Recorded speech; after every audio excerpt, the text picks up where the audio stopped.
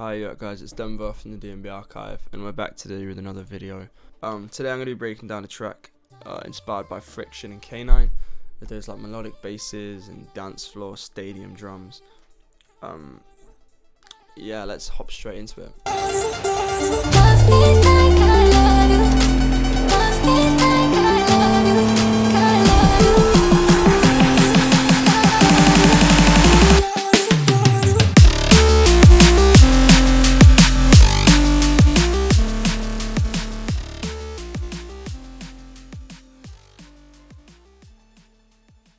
Just before we get into it, I'd like to say the DNB Archive Volume 1 sample pack is now out, and it's on the website, thednbarchive.co.uk.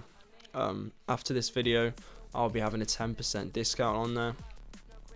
Go over, check it out. A lot of the samples used today are in that pack, so if you want to use them and follow along. Anyway, I hope you enjoy the video. Yeah, thank you. I've got these drums here. Some of the Archive Volume 1 sample pack drums. If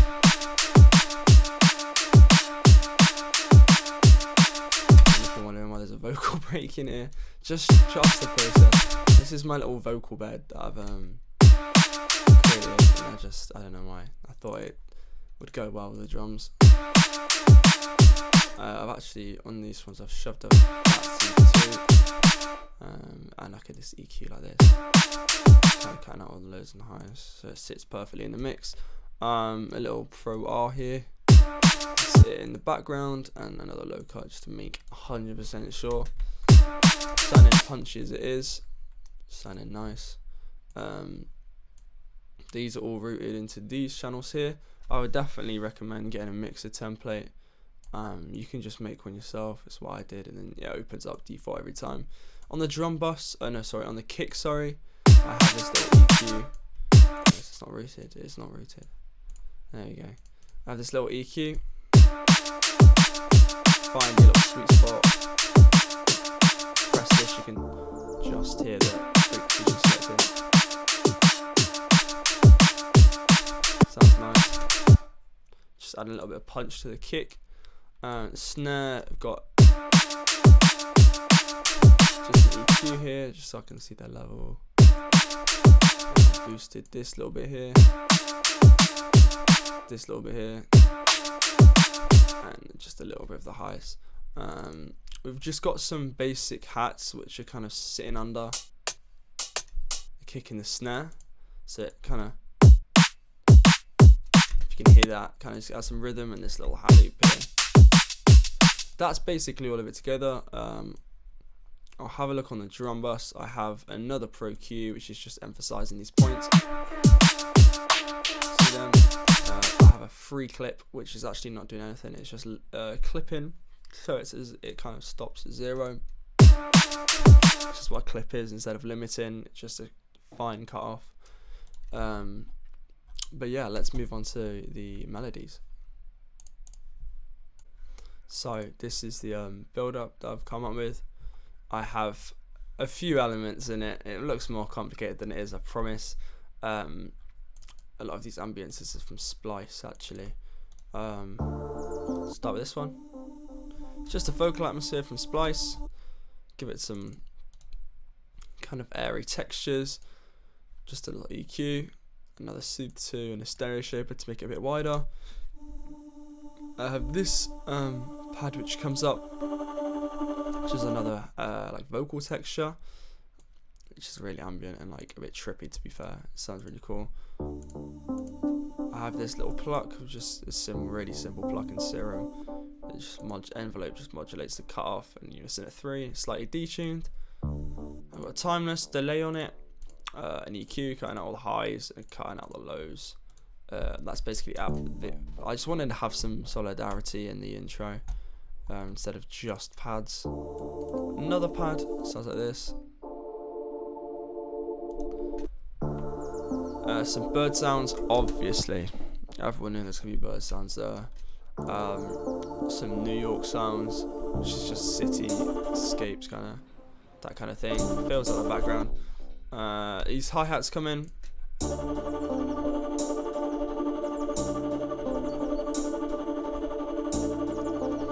use this little chop from that bit here.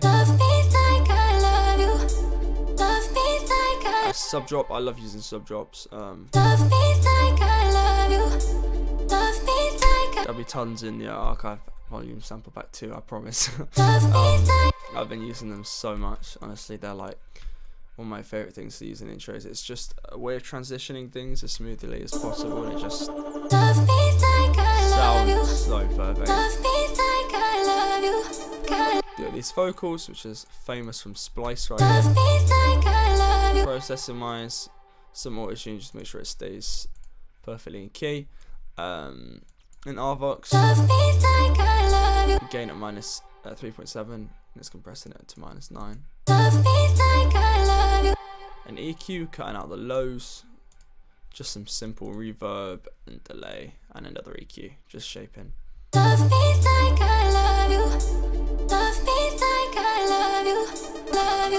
impacts coming up right here. Then some more starts to happen. We've got an orchestral hit here, a crash, some claps, some clock tickings. Might sound a bit random, but trust me, adds a lot. And then some cinematic drums and some sweeps. And that's pretty much it. It sounds a lot more full than it is. And obviously this bass, which I'll break down in a second.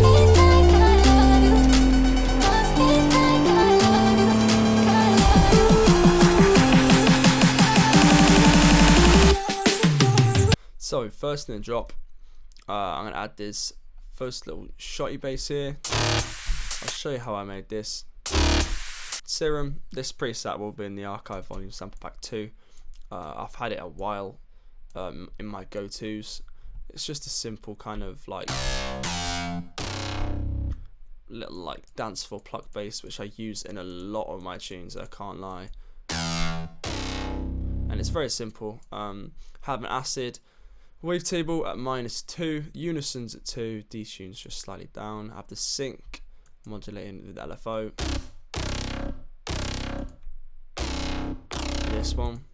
This one's just the cut off. We have an FM from A, which modulates the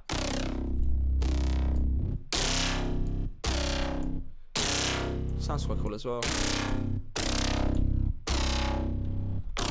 But that's just that, and it kind of expands.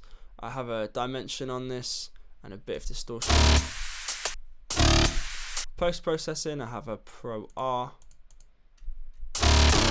some stereo.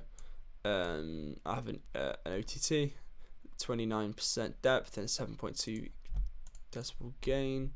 I have an EQ, which might be classed as preposterous because like, what the hell is this doing right now? But honestly, it just made the sound a lot better, which probably could have been changed in the actual sound design, but just opens it up. But yeah, then we have this bass. Oh, hello.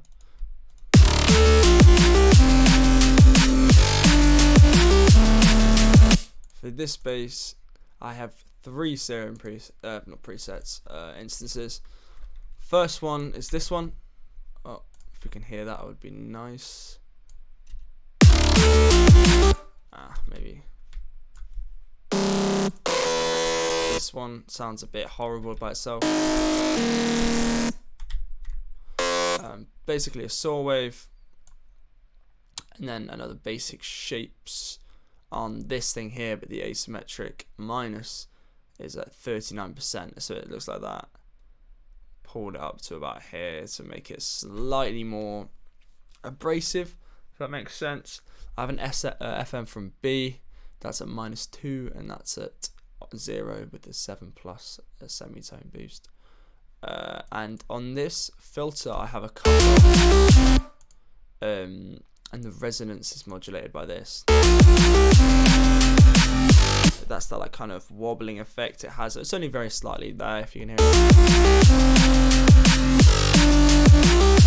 And I have pressed this, which actually sets the cutoff to like selective keys. You can see it's moving, sticking with the keys, just a little boost. And trust me, it will add so much to your sound, having a little resonance boost. In like a lot of sound design, I use that technique. I have a little bit of dimension, a lot of distortions on diode 1. I have my sub bass as well, which is just to fill out the sound, because I'll cut all the lows out, and it's some white noise. Next one is this. Which also sounds horrible by itself. Same applies here with this cutoff. Not actually much different, to be fair. Unison's at 12 this time. And I've turned the randomization of the phase all the way down, which, as you can see, to this one is a bit different, because I have the random on this, which, as you can see, makes a big difference. And the randomization is the whole way up on this one. On this one, all the way down. It's two completely different sounds with the same kind of idea. Then just a sub bass, some distortion, probably some soft clip, probably a bit too much maybe, but just makes it stand out. So for the sub, we have a little saturation knob on there. Yeah, not really doing too much. Then I have this mid bass with the OTT, little Pro R as well, and another EQ. But yeah, that's basically it. I have some variation here. I have this little respace, which I will show you because it's kind of a trick I like to do recently. It's just a Sumstone Reese. It's just a basic Reese, but I'm lazy, so I just pulled it out of a sample pack. It doesn't sound like that originally. It sounds like this. So I've changed it just a little bit with a fine tune. Added this Ogen imager to make it a bit wider. An OTT, as always. An EQ to boost the highs a little bit, and this frequency shifter, which is kind of the main really cool sounds out of it. If you've ever wondered what those like weird Reeses are, you can use this to get the same effect. You just want to turn the frequency up and turn up the feedback. Listen to that, that sounds so cool. Yeah, that's what a lot of these big producers use. Some movement to the Reeses. Sounds like that.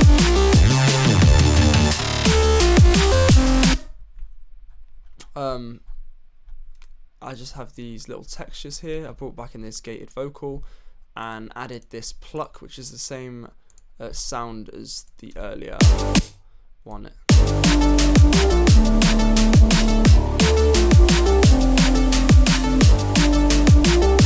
This bass is filtered out. The bass here as well, where it comes up like this.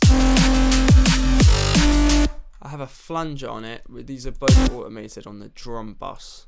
So I have a disperser. Sounds like this. It's really plugin. I definitely recommend getting it. It's part of the Killer Hearts bundle. And a flanger as well, which just come up and then stop again. That's basically the whole automation for it. But yeah, anyway guys, thanks a lot for watching. It's a bit of a short one today, but I hope you've learned a lot. And I was a bit hesitant on showing this track because I might use it for a future release perhaps. But I thought, like, nah, I think it'd be cool to break down a song that'll be released in the future or something. Hopefully, if I can get a label to release it. But yeah, I hope you've learned a lot, and yeah, I'll play it out for you. Enjoy.